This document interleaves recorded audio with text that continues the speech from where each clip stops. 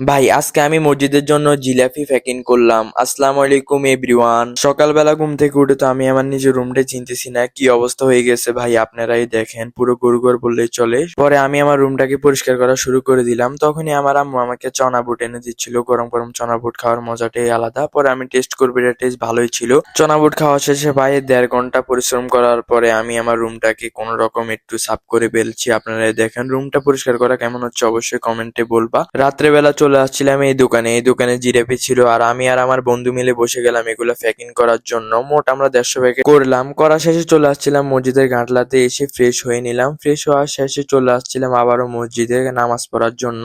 নামাজ পড়া শেষে হুজুরে বসে বসে ওয়াজ করতেছিল, আর আজকে মূলত হচ্ছে ঈদুল মিলাদুন নবী। পরে আমি বসে বসে ওয়াজ শুনতেছিলাম। পরে দেখতেছি যে এখানে জিলাপি দিয়ে দিচ্ছিল, আর আমি পাইছিলাম 2 পোল্টা। আমি জিলাপি নিয়ে বাসায় যাই। তোমরা এরকম মিনি ব্লগ দেখার জন্য অবশ্যই চ্যানেলটাকে সাবস্ক্রাইব করো। বাই।